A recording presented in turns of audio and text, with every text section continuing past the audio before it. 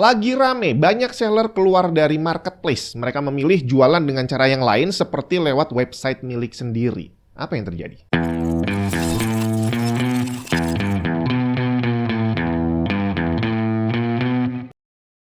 Yap, ini sekarang lagi rame banget. Bahkan pemerintah aja akhirnya ikut bersuara. Kementerian Perdagangan sedang menyiapkan aturan baru perihal marketplace. Salah satu yang jadi alasan banyaknya seller berhenti menggunakan layanan marketplace adalah karena potongannya yang semakin menggila. Sebagai contoh di toko ijo yang kebetulan per 18 Mei kemarin memberlakukan sistem komisi baru, bahkan kalau dilihat lebih detail jauh lebih mahal. Untuk komponen komputer, prosentase komisi dinamisnya tetap 4%, tapi di aturan lama maksimum 40.000 per item. Sedangkan sekarang maksimum jadi 650.000 per item. Kemudian ada lagi tarif komisi platform default 4,75%. Dan di sebelahnya masih ada kolom-kolom lain yang saya nggak baca karena terlihat ribet. Tapi dari sekilas tadi berarti paling tidak di awal udah kena potongan 4% dinamis dan 4,75% default dengan total 8,75%. Jadi kalau saya jualan GPU seharga 5 juta, potongannya kurang lebih 437.000. Ini adalah hitungan bego, silahkan koreksi kalau salah. Kalau pengen tahu yang lebih detailnya, ada file Excel di sana untuk ngitung berapa besar potongan yang harus kamu bayarkan. Ribet banget buat saya dan angkanya juga terlalu besar. Dan gilanya, komisi komponen komputer ini bukan yang paling mahal. Masih ada kategori lain yang potongannya jauh lebih besar, Bre. Kebetulan saya udah berhenti jualan di marketplace dari sejak lama. Lama ini jauh sebelum si Ijo tadi bergabung dengan TikTok. Jadi kalau sekarang saya mau jualan, itu nggak bisa. Saya harus upgrade dulu akunnya untuk di-mergerin sama TikTok baru bisa jualan lagi. Dan itu tidak saya lakukan karena tadi waktu ngecek komisinya kok gede banget ya. Saya nggak mungkin lah jualan di sana karena margin profitnya nggak nyampe, Bre. Bahkan dulu aja waktu pertama kali diberlakukan komisi naik sampai 4,25%, itu aja saya udah nggak sanggup, coy. Dan ini baru alasan pertama. Potongannya luar biasa gila. Masih ada alasan kedua, persaingan. Dari awal saya adalah penjual kecil, personal bukan toko yang usahanya jalan cuma dari jual barang satuan lewat komunitas. Tapi karena sering bantuin orang gitu ya cari barang, ngerakitin PC, akhirnya pelan-pelan saya kenal sama beberapa distributor. Nah, sekali waktu saya dapat orderan dan ya udahlah saya coba aja pesen ke distributor barangnya, siapa tahu dapat murah gitu kan ya.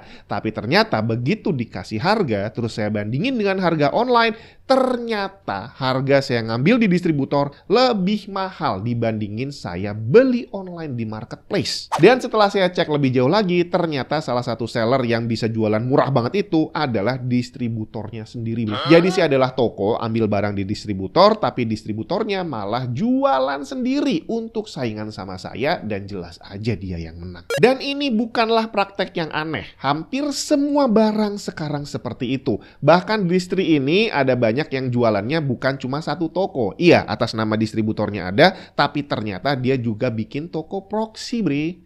Pakai nama lain, bikin toko resmi sendiri, pakai nama brand, di mana barangnya semuanya punya mereka. Dan ini sebenarnya dari zaman saya sekolah dulu udah ada warningnya. Jadi waktu saya sekolah belum ada internet yang kayak sekarang, belum ada marketplace pastinya. Jadi kalau mau belanja ya harus pergi ke toko. Nah, saat itu udah mulai berseliweran di berita bahwa semua orang harus bersiap-siap untuk persaingan global, bahwa semuanya nanti akan terkoneksi. Jadi masalah perdagangan dan persaingan apapun itu, kita harus bersaing dengan semua orang. Cari kerja walaupun di Indonesia, saingannya sama orang luar. Jualan barang walaupun punya toko di kampung, saingannya harus sama dealer besar di ibu kota. Dan sekarang ini sudah terjadi. Saya sebagai seller kecil yang nggak punya toko, ya sangat terdampak karena orang-orang yang tadinya bukan hanya konsultasi tapi beneran beli lewat saya, sekarang cuma numpang konsultasi spek doang, Bre. Alasannya bilang mau beli, tapi ternyata cuma minta tolong dibikinin speknya.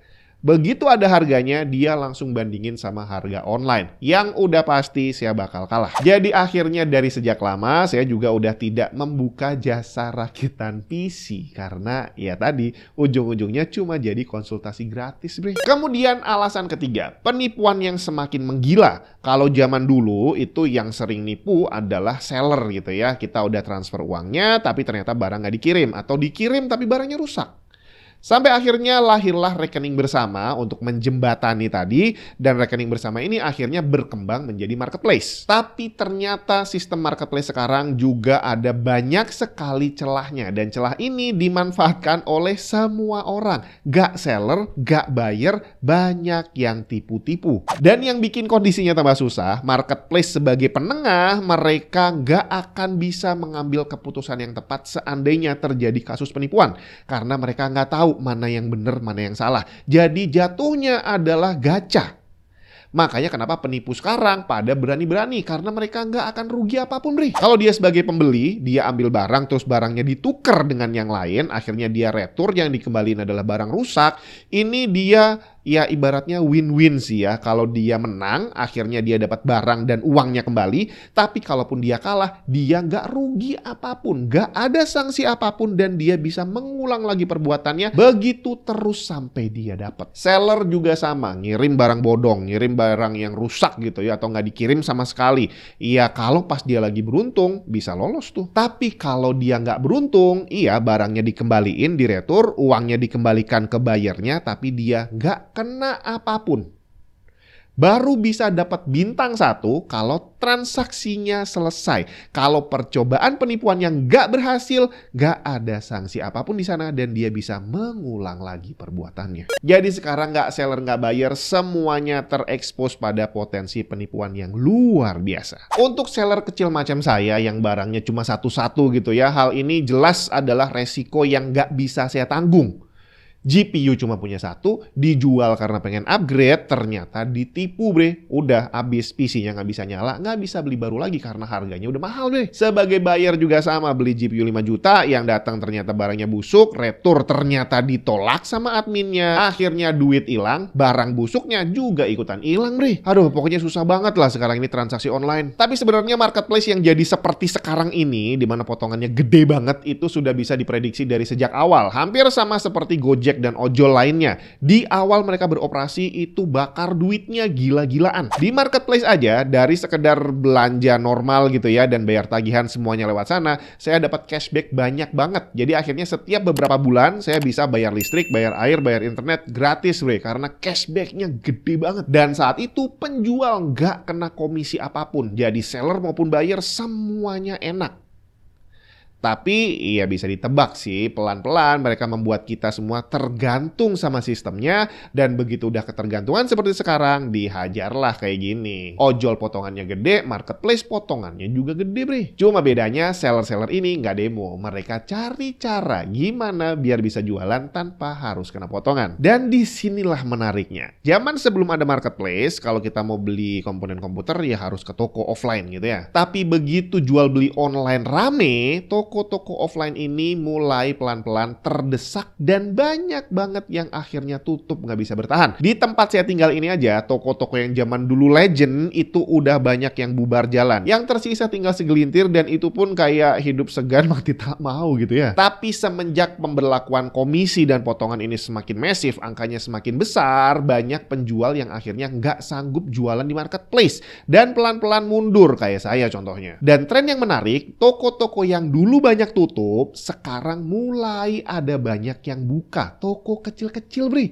Dan bukan hanya sekedar buka, mereka sekarang udah mulai pasang iklan di sosial media. Dan semuanya bisa jalan seolah-olah ada yang ngatur. Marketplace mulai turun, toko mulai naik, dan kebetulan kepercayaan dari buyer juga semakin berkurang terhadap transaksi online. Jadi seperti kata orang bijak, everything goes full circle. Kita memulai sesuatu, kita dapat tantangan, dapat cobaan, tapi kalau kita jalan terus, bisa jadi kita akan muter balik lagi ke titik tempat kita memulai. Kalau orang kita bilang, semua itu seperti roda, kadang di atas, kadang di bawah. Dan sekarang ini adalah momennya. Dulu toko offline adalah tempat kita bergantung kalau mau beli barang. Siapa tahu setelah ini juga akan kembali seperti itu.